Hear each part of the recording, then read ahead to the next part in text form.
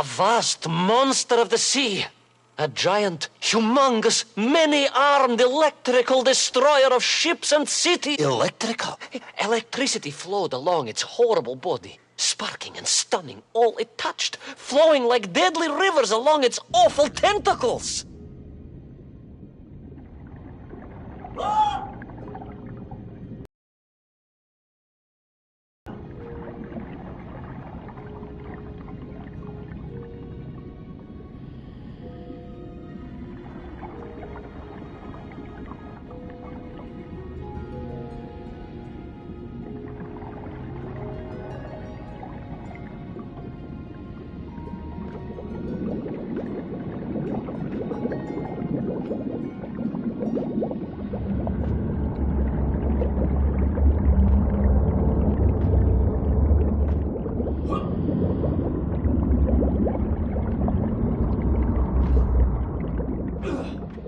A sobering discovery.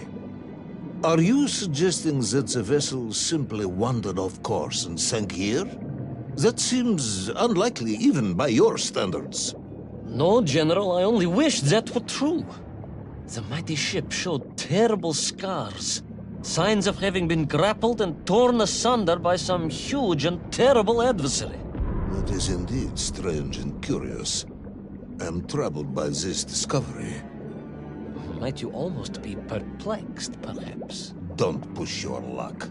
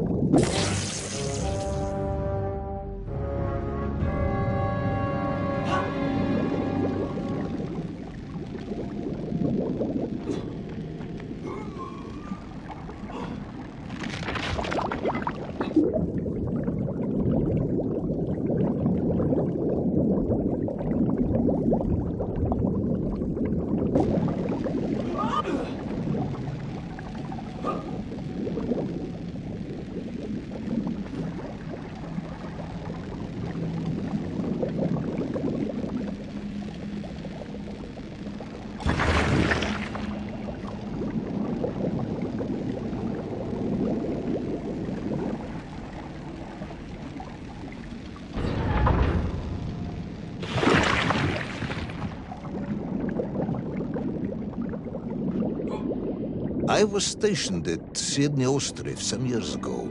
I am only too aware of how easy it is for the imagination to create monsters when one is exposed to lonely and dark places. My men required constant monitoring. Much like Ostrov? No, he required constant monitoring.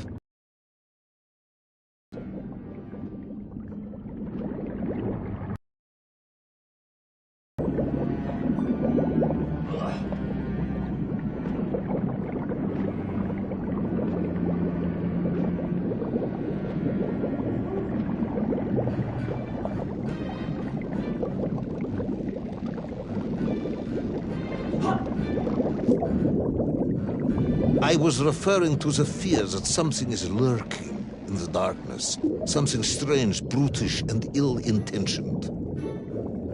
Again, that sounds much like my cousin Pavel.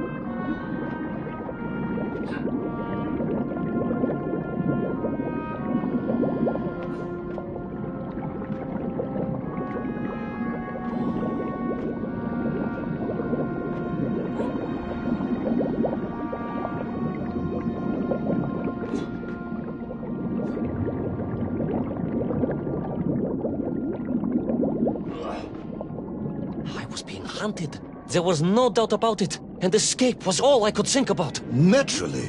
That and duty. Duty? Yes, General. After all, I had a bomb to recover from that villain Toll. How clever of you to remember that.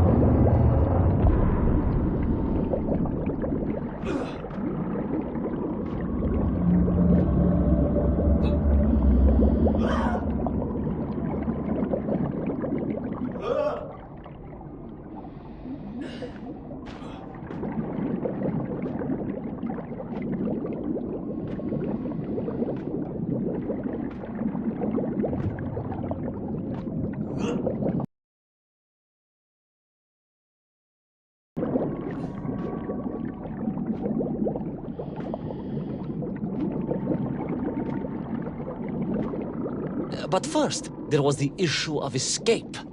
Escape from a dreadful, grasping creature that consumed all it could reach, dragging anything that wandered within its clutches to a miserable doom.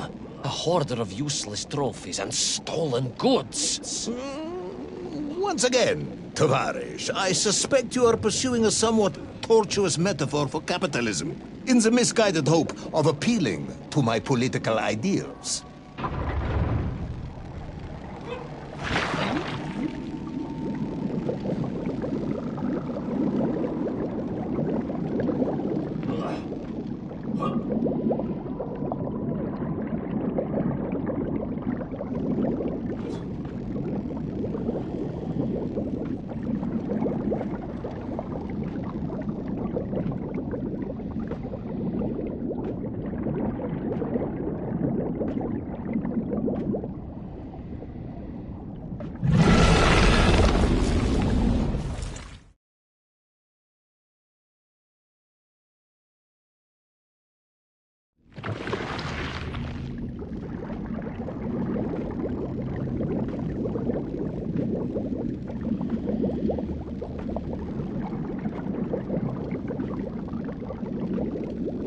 was like a mouse, General. A little mouse being toyed with by a terrible cat.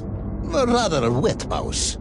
I was like a little underwater mouse. Being stalked by a giant rubbery electrical cat with 8 tentacles. Exactly, General. Good, I'm glad we cleared that up. You may continue.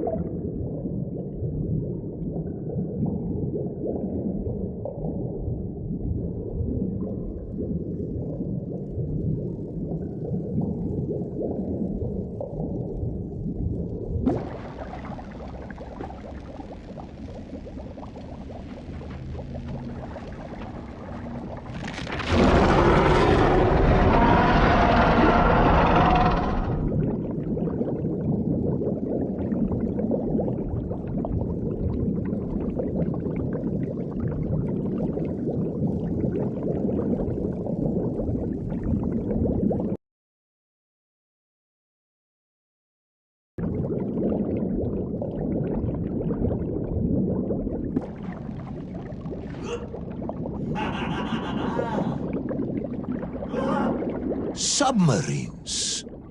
You didn't mention submarines before. Didn't I? Why? No, Navernia, General. Of course. Submarines. Millions of them. Several, at least.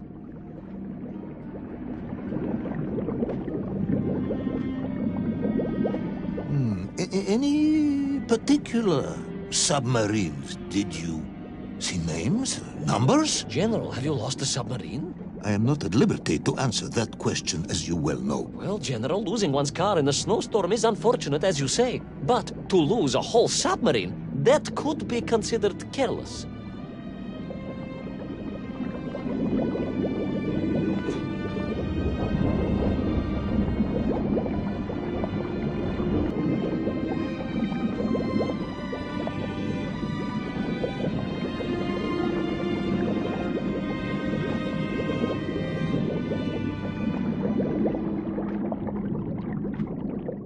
And you are certain it was M256? Well, that was painted on the hull, so I can only assume so. I think I know where this dismal story is going next. You somehow miraculously brought the remaining closed cycle engine online, flooded the torpedo tubes, dispatched the Kraken with one shot, and triumphantly surfaced. No, General. That is not what happened at all. I did indeed make my way to the torpedo tubes, but for a very different purpose. After all, history has taught us that atomic power is not to be toyed with. Much like tired, impatient generals, perhaps. Particularly the perplexed ones. Indeed, General. Or like dogs that will eat no cheese.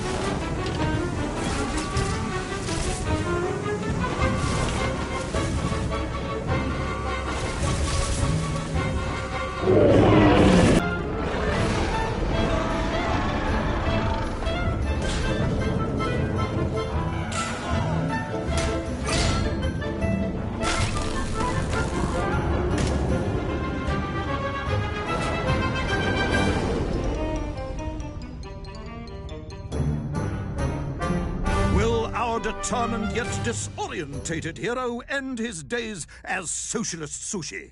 Will his daring exploits be cut tragically short by vengeful calamari? Will the general's wife ever forgive him for missing Ruslan and Lyudmila? And just how many eggs did Pavel steal, and where did he keep them? All of these questions and more may or may not be answered in the next exciting episode of Little Orpheus!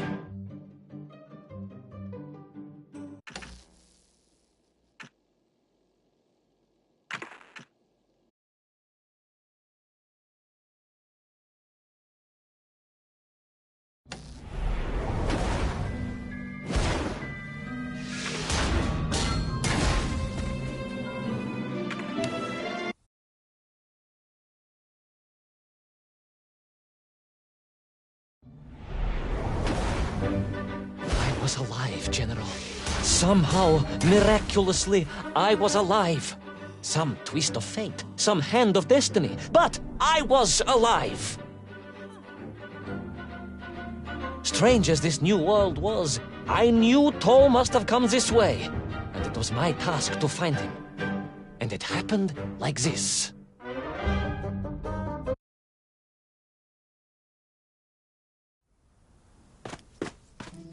The sun beat down on me relentlessly. The heat was unbearable. I was exhausted. Yet I could not stop. I had to go on. For 7 weeks I trudged across the desert. On the second day... Please, comrade, if we may. I think we can skip the details, unless you consider them to be particularly relevant to the location of Little Orpheus. Of course, General.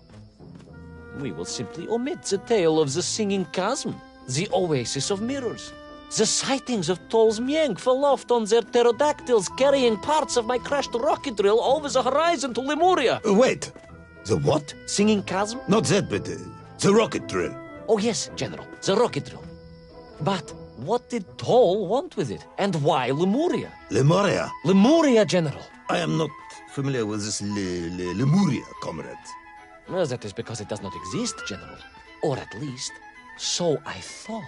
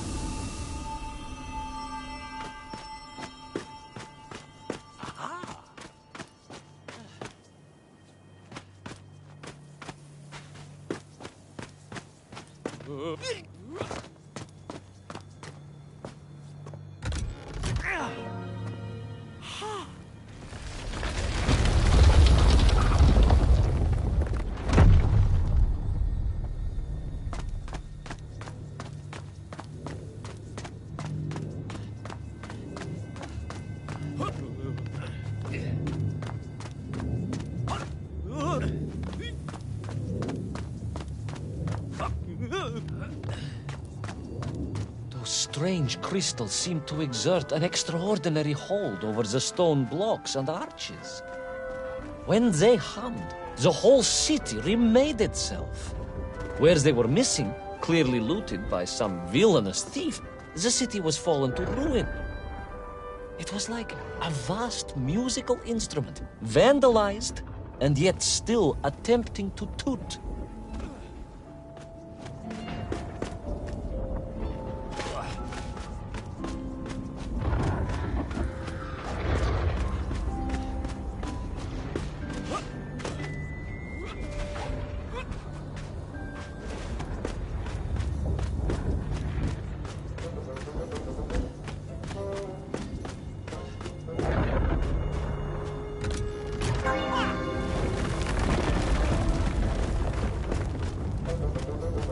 How poetic.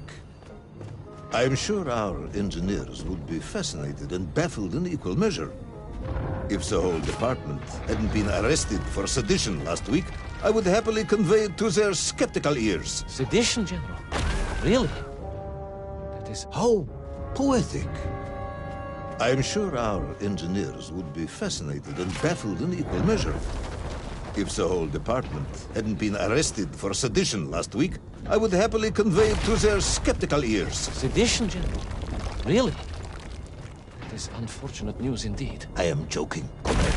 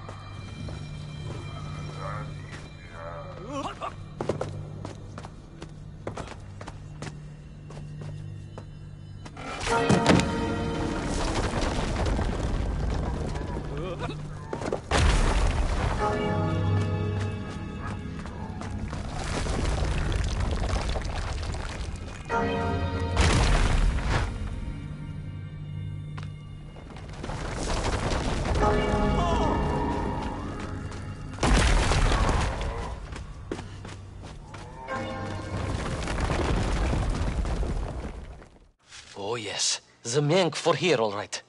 Which meant whatever dastardly scheme Toll had, it was to be enacted on these burning sands. And you will explain this in due course, I imagine. Imminently, General. What you need to know first is this. I have told you already how parts of the devices the enslaved Mienk were forced to wear came from the surface. Radio parts and so on, yes, from what you have told me. Assuming there were plenty of lost ships in the ocean as you claim, for Toll to have dredged up what he needed to assemble them. Aha, good. You are one step ahead of me, General. I said assuming. Of course, assuming.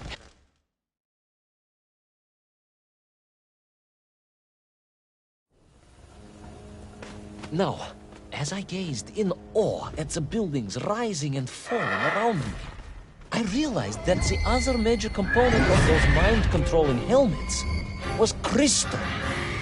Toll had raided Lemuria for me. He knew the city.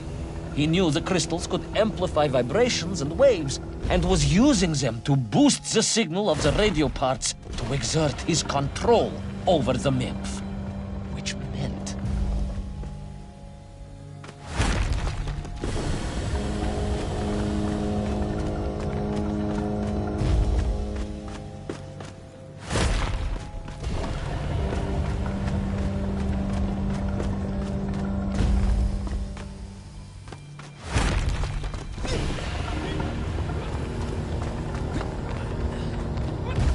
Yes? Imagine, General, what such amplification could achieve when fused to the finest atomic science our great Soviet civilization has produced.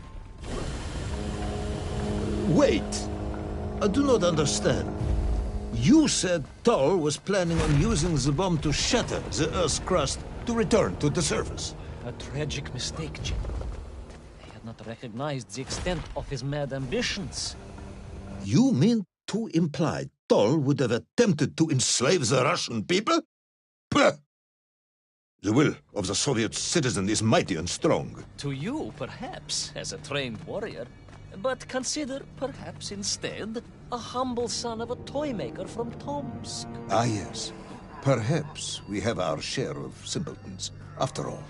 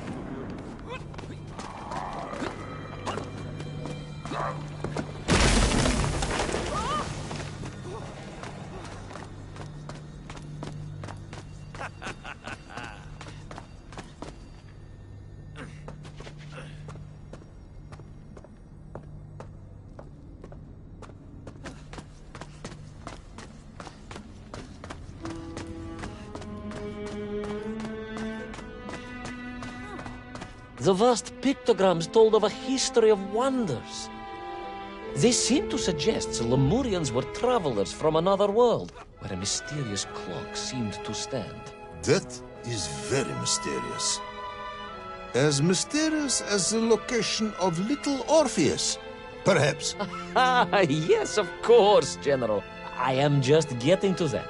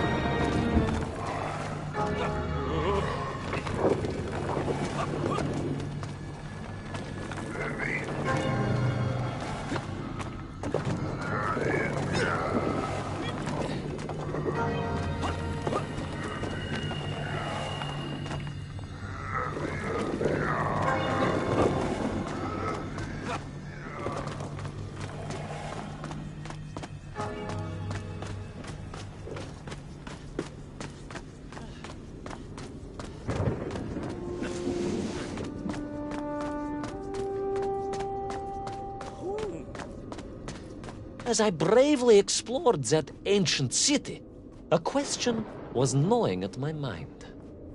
What did it mean that the Lemurians had foreseen the coming of Tol? And who was the man from a savior of the Mength? It was almost as if they could read the future in their crystals.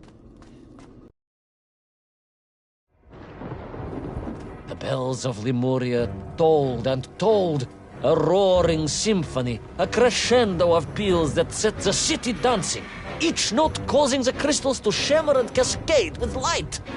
But the sandstorm was no natural phenomenon, and the bells did not ring for celebration.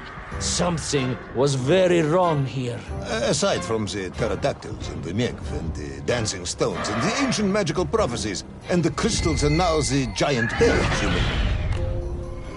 If you don't want me to continue, General, then I can easily just quietly go home. Don't think Chepucho will get you out of this one, comrade.